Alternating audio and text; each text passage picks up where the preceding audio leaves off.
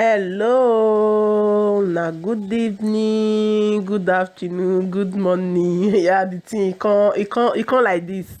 So my lovely and humble people, humble ladies and gentlemen, na good evening and welcome back to Mama Golden Shine. My people, na see for life, na me they always they talk and say, who get today, he not get tomorrow. And na me still dey talk and say that is downfall of a man is not the end of his life. And na me still dey talk and say wetin nothing dey life wey be say that is nothing for life wey be say e no dey happen. If e be say maybe say that thing you never waka reach there, you fit say maybe say this thing no dey exist. Everything is possible.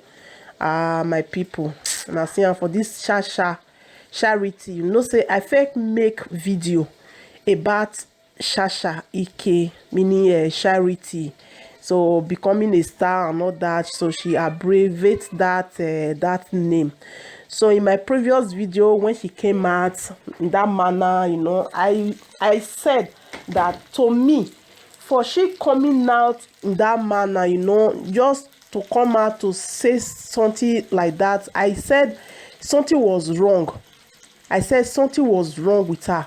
So in that same video that I did last week, or I think it's last week, so maybe last week Monday, when this something, I think 2 or 3 days, because in the beginning I did not want, we all are human. It did not matter, maybe you are doing media, that you have to go other people's life, you know, be just people will just drop a little thing, just be taking it and do whatsoever you want. Those people are human beings, and we as well that is doing it, we are human. It's not everything that we see in social media that we have to talk. Anyway, I'm saying for myself. So when I saw that video that she make, I said, after this video that she make, I'm not going to make any other video. I say I will wait. She come back, because she said the whole world will hear her story. So I said I'm not going to make any video. Even when she was in the hospital, you know, later when she make some video after 3 or 4 days, you know, after that incident, she makes some videos saying that when she was in the hospital, you know, that her husband is innocent. She what people think is not that, you know. I did not come out to make any video. I was still waiting, because she said she's going to talk, you understand. I was just waiting. But finally today she released a video. Now she's at home. She was not feeling fine, because what I said at first in my first video that I make, that day I was on live stream, that was exactly what she said, that she did not know when she did it. And you know, today in media, you know, people are not used to it. You know, you just do small thing. Once you press that go, the thing don't go. And as it be say, she na person will be say she's a mirror to the world. Everybody they follow her. So as she dropped that something, before she say maybe may they go back, may they go delete her, the thing people don't already carry her.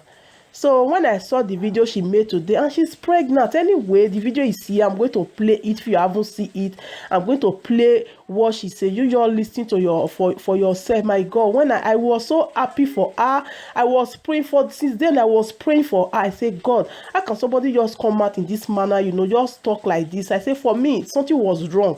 But finally now she say everything, and she's pregnant, you know. My God, I say, wow, God, I thank you. Now, because she missed her drug, she did not want to take the drug, and her husband don't want to tell her what was going on. That was why sometimes she don't want to take, and the day she refused to take it, that was when things go wrong. And anyway, I'm not going to give you all the details.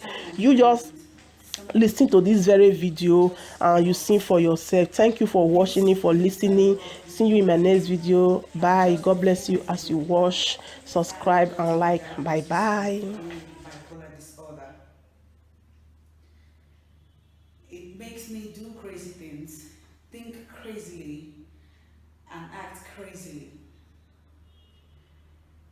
Over the years, I have suffered episodes, and I didn't know what they were, where they came from, these feelings that always made me feel different from the inside for years.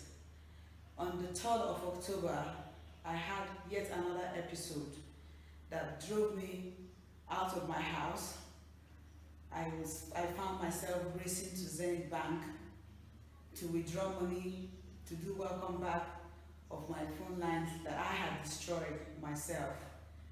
It was as my husband tried to stop me on our way to Zenith Bank that I realized that that was even a Saturday. When that failed, still acutely manifesting from bipolar disorder, I found my way to Southgate Hotel, where Nollywood people usually camp and make departures from. Prior to that day, I didn't know I had bipolar, but my husband did. He did because 2 weeks before the 12th of October, I had had yet another serious episode that landed me at the hospital, still First Delta American Hospital. It was so bad. I regret most of the actions that came with that episode. But my hospital didn't tell me that it was bipolar when I was discharged. Dr. Isioma Okoba, the doctor and the owner of First Delta American Hospital, they had told my husband on that visit that your wife is bipolar, but my husband was finding the better time to bring the news to me when another relapse happened. And it happened this time because he tried to get me to take my meds, to take my medications. And like I said, I didn't know that I was already a bipolar victim, a bipolar patient, I meant to say. I didn't know, but I took out my anger on him when he said, "Did you take your drugs?" And growing up, I didn't used to like to take drugs, I still don't. But look at all the drugs that they gave me from the visit to the hospital 2 weeks ago. Albumet, this is for pregnancy, they said. Olanzapam, sulfate, folic acid, B complex, and haloperidol. I started flushing this down the toilet instead of taking them. 3 days I didn't take them, and it resulted in the embarrassing display that I displayed in front of Southgate. My husband said, "Take your drugs," but I got angry with him, like, how dare you try to insinuate like those doctors and nurses that I'm ill and mentally ill. That was his only crime. I flipped it on him like an enemy, and I heard myself saying crazy things like, "I'm leaving my husband." I'm not leaving my husband. I would never leave my husband and my children and my home. My family, having a home, being Mrs. Faani, and being mother to the beautiful children God has given me is too much blessings to take for granted. And so I say this to as many as are out there that care about me as a person and care about my brand as Chacha Eke Faani, that I didn't leave my home and I'm not leaving. Saying that I'm living with my life in the video you saw on 3rd October is one out of the many crazy things that I say and that many bipolar disorder patients say when facing episodes or crisis. I realized that the video I also made defending my husband being alleged to be a wife beater has got some people even insinuating more mess. My younger brother, whom the only time I have seen him, whom the last time I had seen him is May 12th last year. I had my son Chileri on the 10th of May 2019. I saw you, Ike, on the 12th of May. I have never set eye on you since then till now. It's over a year, it's almost 2 years. Even when I called you early this year, you didn't pick my call. You didn't return it either. And here you are out there, putting fire where there's none, creating doubt so that no one will know what to believe anymore because you're my family member. But here I am, seated and telling the whole world that personally, as Charity, over the years, even before becoming Mrs. Faani, there have been an age-long strain between me and the Eke family. So it's no surprise that my brother will come to say things that a detractor would say. Ike, stop it. It's not cute. Stop it, because I deserve better from you as a sibling, whom I have been nothing but good to. I also realize that there are colleagues out there who, Victoria Nyama and Georgina Onoaha, I choose translate your videos and concerns as part of you loving me, because it takes love for someone to go out there and start to make proclamations or raise alarm on behalf of the person. But in this case, there is no need for any alarm that has been raised. This is not me trying to save my marriage, it's not damage control.